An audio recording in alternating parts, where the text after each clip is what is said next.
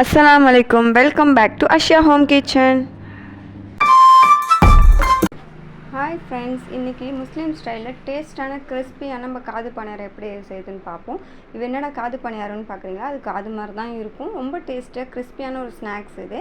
இதுக்கு நான் 1/2 kg மைதா எடுத்துருக்கேன். இதில் 50-60 பணியாரம் வரும். இதில் 1/4 டீஸ்பூன் ஏலக்காய் பொடி ஆட் பண்ணியிருக்கேன்.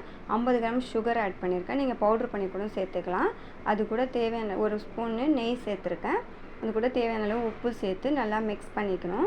நல்லா மிக்ஸ் பண்ணி நல்லா கெட்டி பதத்துக்கு, சப்பாத்தி மாவு பதத்துக்கு நல்லா பேசிக்கணும்.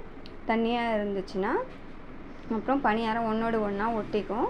அதனால் நல்லா கெட்டியாக பேசணும். ஏன்னா சுகர் கரைய இலவும் மாவு, மைதா மாவு இன்னும் கொஞ்சம் இலகும். அதனால் கெட்டியாக பேசிஞ்சால் தான் நல்லா கிறிஸ்பியாக இருக்கும், டேஸ்ட்டாகவும் இருக்கும். இப்போ நம்ம பேசிஞ்சாச்சு. நல்லா பேசிஞ்சு அதில் 1 ஸ்பூன்னு நெய் சேர்த்து அப்ளை பண்ணிவிட்டு ஒரு 1/2 hour நம்ம ஈரத்துணி போட்டு மூடி வச்சுருவோம். அப்போ தான் நல்லா சாஃப்டாக இருக்கும் பணியாரம். இப்போ மூடி வச்சாச்சு. ஒரு 1/2 hour கழித்து இப்போ 1/2 hour ஆயிடுச்சு. இப்போ நம்ம ஓப்பன் பண்ணுவோம். இப்போ நல்லா சாஃப்டாக இருப்பாருங்க மாவு. இப்போ நம்ம சின்ன சின்ன பால்ஸாக போட்டுப்போம். இந்த அளவு இருந்தால் போதும் பால்ஸு. இதில் ஒரு 6 இல்லைனா 7 வரும். நம்ம போடுற அளவு தான். ரொம்ப பெருசாக வேணுன்னா 4 இல்லை 5 வரும். கொஞ்சம் நார்மல் சைஸ்னால் 6 இல்லை 7 வரும். ஒரு பால்ஸாக நம்ம எடுத்து வச்சுப்போம். இப்போ எடுத்தாச்சு. இப்போ நம்ம சப்பாத்தி மாதிரி நல்லா மெலிசாக வாட்டணும். ஏன்னா மொத்தமாக இருந்துச்சுன்னா கிறிஸ்பியாக இருக்காது. இப்போ நல்லா மெலிசாக வாட்டிப்போம். இப்போ நல்லா மெலிசாக வாட்டியாச்சு. பாருங்கள் எவ்வளோ அழகாக சாஃப்டாக வருதுன்னு பாருங்கள். ஏன்னா நம்ம 1/2 hour கொஞ்சம் ஊற வச்சதுனால தான் கொஞ்சம் சாஃப்டாக வருது. நீங்கள் உடனே செஞ்சிங்கன்னா இதை மாதிரி சாஃப்டாக வராது. இப்போ வந்துருச்சு. இப்போ நம்ம கட் பண்ணிப்போம். இதை மாதிரி நீட்டு வாக்கில் கட் பண்ணிப்போம். அதே மாதிரி பக்கத்துலேயும் கட் பண்ணிப்போம்.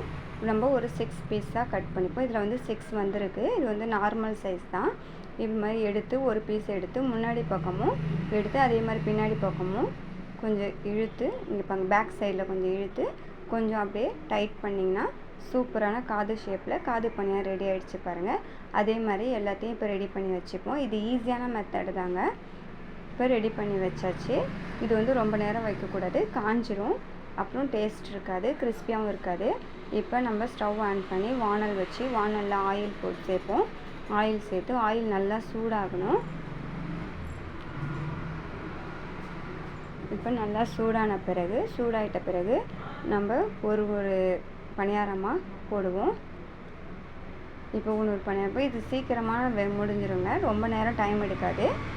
ஸ்பீடாக வச்சு நீங்கள் வறுக்கலாம். ஏன்னா ரொம்ப ப்ரௌன் கலரில் எடுக்கக்கூடாது, கோல்டன் கலரில் எடுத்தாலே போதும். இப்போ இத்தனை ஒரு 10 இல்லைனா 15 கூட நீங்கள் போடலாம். இப்போ போட்டு நம்ம அப்படியே திருப்பி போடுவோம். திருப்பியாச்சு. இப்போ பாருங்கள் கோல்டு கலரில் மாறிட்டு வருது சூப்பராக.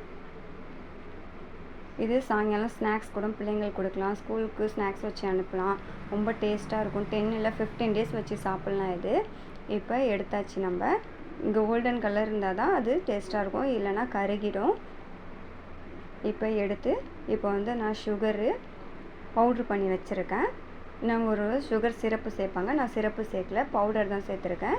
இந்த சூடாக இருக்கும் போதே பவுட்ரு கொஞ்சம் 1 ஸ்பூன் தூவி விட்டு நல்லா குலுக்குங்க. இதை மாதிரி குலுக்குனா தான் எல்லா இடத்துலையும் அப்ளை ஆகும். அது சூட்லேயே அந்த சுகர்லாம் கரைஞ்சி சுகர் சிரப்பு மாதிரி அதிலே ஒட்டிக்கும். இதை மாதிரி பண்ணியாச்சு. நம்மளுடைய சூப்பரான டேஸ்டான கிறிஸ்பியான காது பணியாரம் ரெடி ஆகிடுச்சு பாருங்கள். இன்ஷால்லா உங்கள் பிள்ளைங்களுக்கும் செஞ்சு கொடுங்க. பிடிச்சிருந்தால் லைக் பண்ணுங்கள், ஷேர் பண்ணுங்கள், சப்ஸ்கிரைப் பண்ணுங்கள். அஸ்ஸலாமு அலைக்கும்.